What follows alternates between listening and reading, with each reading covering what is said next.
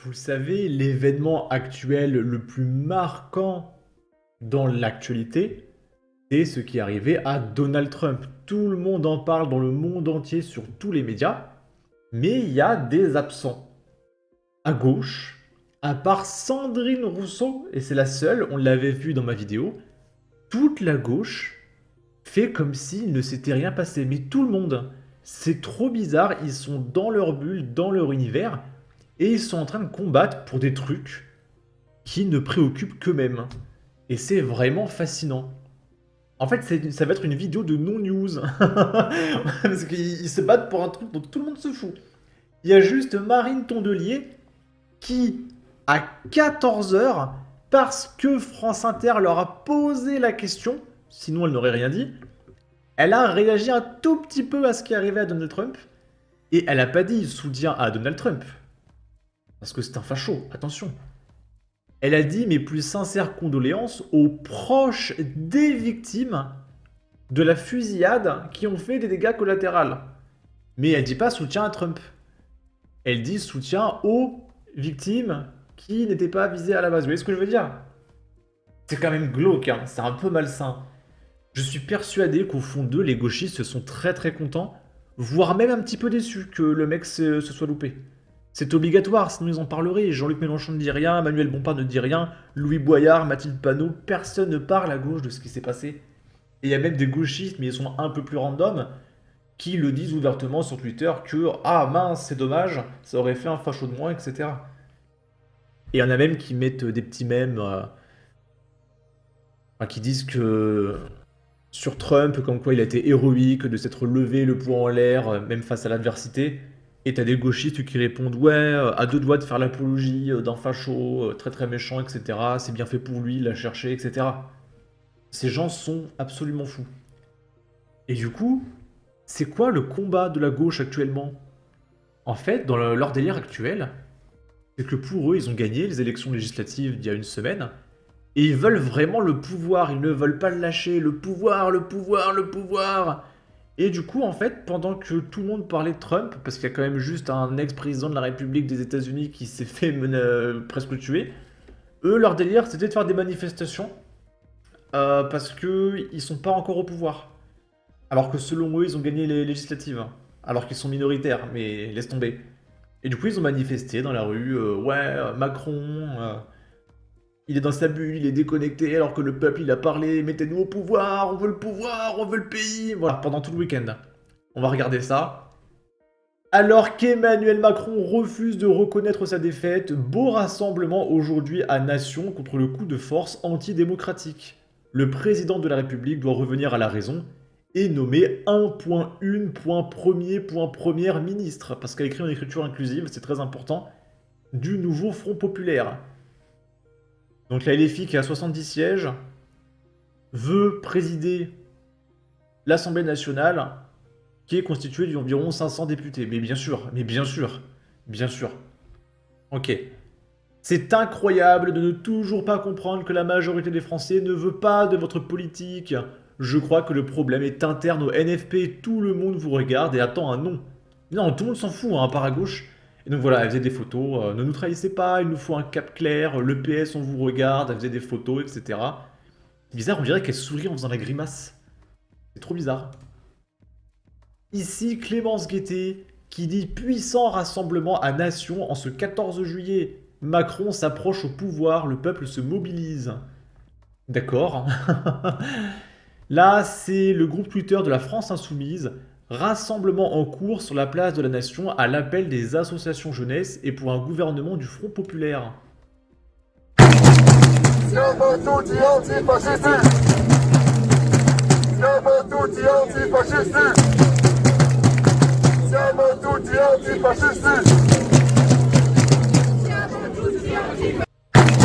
Ok, donc l'antifascisme, pourquoi pas, je sais pas quoi vous dire, ils sont dans leur bulle, ils sont dans leur propre univers. Là, c'est Marseille, la foule se rassemble place de la Nation avant la marche des solidarités internationalistes, excusez-moi, contre le fascisme et le colonialisme. Ok, donc le mec te parle d'antifascisme alors que Trump vient de se prendre une balle dans la tête, mais pourquoi pas. On On peut voir le drapeau palestinien.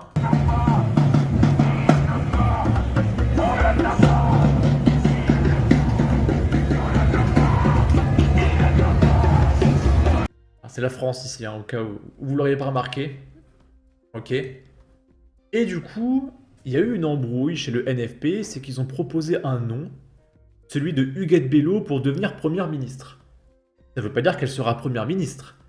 Ça veut dire qu'ils voulaient proposer le nom pour que Macron la nomme premier ministre, ce qui ne serait pas arrivé parce que vous n'êtes pas majoritaire.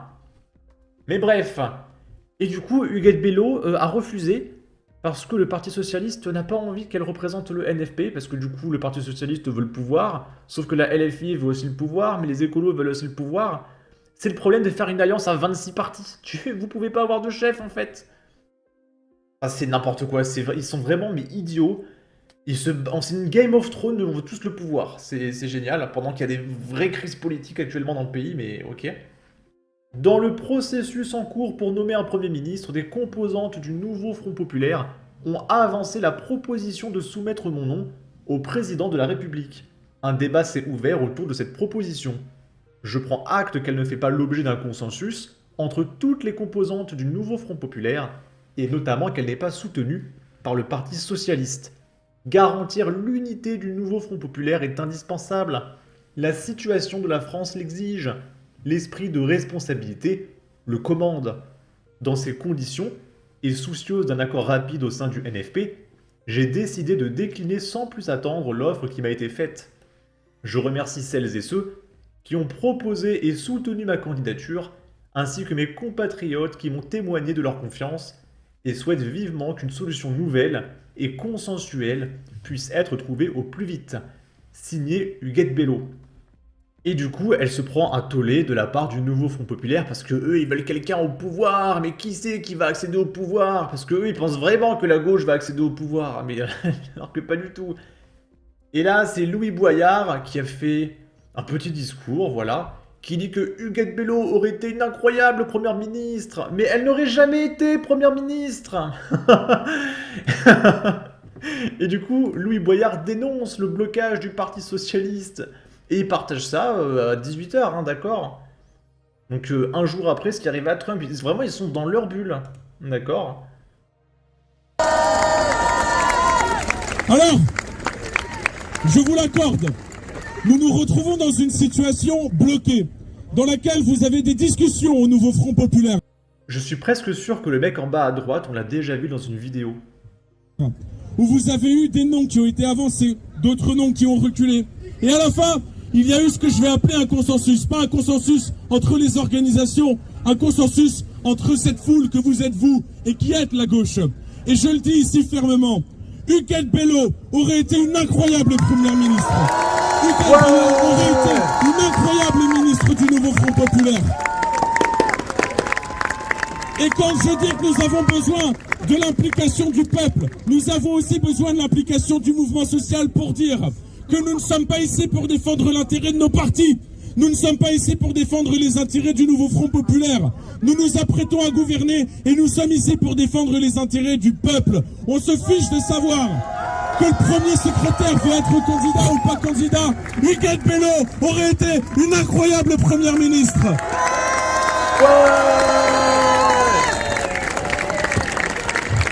Voilà ce qui dénouera la situation. La mobilisation populaire contre Emmanuel Macron, qui, s'il cherchait à nommer quelqu'un d'autre, un membre d'un gouvernement du nouveau Front Populaire, alors je suis certain que le peuple lui dirait, écoutez, Macron dégage. Non seulement Macron dégage, mais de toute façon il y aura un mouvement social. Il y a seulement une difficulté, c'est qu'il y aura un mouvement social dans la discipline dans laquelle les Françaises et les Français sont les champions. Pendant les Jeux Olympiques. Et donc il dit qu'en gros les Français sont les champions de la grève, parce qu'ils ont prévu de faire une grève pendant les JO. Comme ça on va bien s'afficher à l'international. Donc on va pouvoir remercier le gauchisme, ça va être absolument merveilleux. Alors moi je serai là, je ferai plein de vidéos sur ce qui va se passer aux JO, ça va être génial. Et croyez-moi, dans cette discipline, notre peuple a la médaille d'or. Et je vous parle depuis un 14 juillet. Ouais. demande au président de la République d'être raisonnable et de nommer immédiatement un gouvernement du nouveau Front populaire. Oh là là, mais ils sont tellement dans une autre galaxie, c'est incroyable, hein. Incroyable. Là, c'est Clémence Guettet qui dit qu'Emmanuel Macron doit accepter le résultat des élections. Il a été battu à 3 reprises dans les urnes. Nous l'avons emporté, nous devons gouverner. C'est simplement la démocratie. D'accord. Je sais pas quoi vous dire, hein. Ils savent très bien qu'ils sont derniers, hein, d'accord, avec 70 sièges, mais vas-y. Parce que, y compris médiatiquement, la façon dont nous sommes interrogés peut effacer un fait politique majeur qui est quand même la responsabilité de M. Macron dans cette affaire. Il a été défait 3 fois à des élections. Nous sommes dans un contexte où les crises démocratiques, les crises de défiance, le dégoût, etc., ne sont pas purgées par les élections. Il a été défait aux élections européennes, où l'extrême droite est arrivée largement en tête. Du coup, je suppose qu'on va mettre un Premier ministre d'extrême droite. Ça serait la démocratie, Clémence Guettet. Vu que l'extrême droite est arrivée premier partout. Partout. Là, actuellement, l'Assemblée nationale est constituée majoritairement des députés du Rassemblement national. Donc moi, je pense que, pour respecter la démocratie, on devrait mettre Jordan Bardella Premier ministre. Il a dissous l'Assemblée nationale. Nous sommes repartis en campagne avec différentes formations politiques dans le cadre du nouveau Front populaire. Nous avons présenté un programme, un chiffrage. Nous avons été les seuls à le faire. Nous avons fait campagne devant les électeurs en toute honnêteté, en sincérité. Ah non, vous avez payé les influenceurs qui ont fait la pub pour vous devant des milliers de jeunes de 15 ans qui passent le bac et le brevet. Vous n'avez pas proposé de chiffres ou quoi? Votre programme, c'est un truc de demeurer. Vous voulez imposer à 90% les gens, vous êtes fous. Mais vas-y, vous avez un programme, il est beau votre programme, hein. En disant carte sur table ce que nous allions faire. La gauche a réussi à s'unir. Oui, mais j'y arrive. Et il a été défait au premier tour des législatives et au second tour des législatives. Et là, M. Macron est dans une forme de déni démocratique extrêmement grave. Il espère, je sais pas, jouer la montre, avoir les gens à l'usure, préparer à l'idée que de toute façon ça n'a aucune importance, il est parti à l'étranger, il s'est exprimé dans une lettre aux Français qui est extrêmement choquante. En fait, il ne prend pas acte du résultat des urnes. Je ne sais pas si on se rend compte. Quel est le résultat des urnes pour vous? Le résultat des urnes, c'est une victoire de la gauche? Très simple, c'est que le nouveau Front populaire est arrivé en tête. Et qu'à l'Assemblée nationale, contrairement à ce qu'ont dit tous les sondages pendant toute la campagne des législatives, même si elle a été très courte, le Rassemblement national est arrivé en 3e force à l'Assemblée. Voilà. Et donc, il y a aujourd'hui, certes, pas de majorité. Donc là, ce qu'elle est en train de dire, c'est que la gauche, en additionnant les voix de 26 partis différents, on est devant le RN. Oh, on mérite de gagner quand même. Bah oui, évidemment. C'est absolu pour le nouveau. Sinon, on fait pareil. On va additionner le RN avec Nicolas Dupont-Aignan et les LR et oh, on a 500 sièges. On additionne Macron aussi, parce qu'il est un peu de droite, ça fait 500 sièges. Oh, bon, on est meilleur que vous. Ça veut rien dire, en fait, d'additionner les députés de tous les partis. N'importe quoi, hein. Au Front populaire, nous 182 députés. Voilà, nous ne sommes pas dans une forme de déni. Il n'empêche qu'il y a une formation politique qui est arrivée en tête. Et à chaque fois que ça s'est présenté, le président de la République décroche son téléphone et appelle un des chefs de parti de la coalition, le numéro de Manuel Bompard. Je suis sûr qu'il va le trouver puisque il a déjà été reçu, Manuel Bompard, à l'Élysée. Et il dit... voilà, je suis prêt à nommer un Premier ministre. Et donc, c'est ça que nous attendons prioritairement. Mais alors, quand même. C'est incroyable.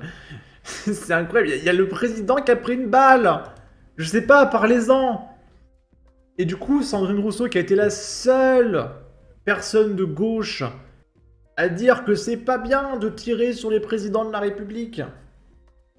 Et évidemment, moi je suis persuadé que les gauchistes sont presque déçus que Trump ait survécu. Parce que voilà, ils insultent Sandrine parce qu'elle défend Trump. Enfin, même, elle le défend même pas, elle dit que voilà, que c'est pas bien de tuer les gens. Donc là, c'est le message de Sandrine. Condamnation de toute violence en quelque circonstances que cela soit. Toutes mes pensées aux personnes blessées et aux proches de la personne décédée. Prompt rétablissement à Donald Trump. Quelle horreur. Et du coup, là, il y a les réponses.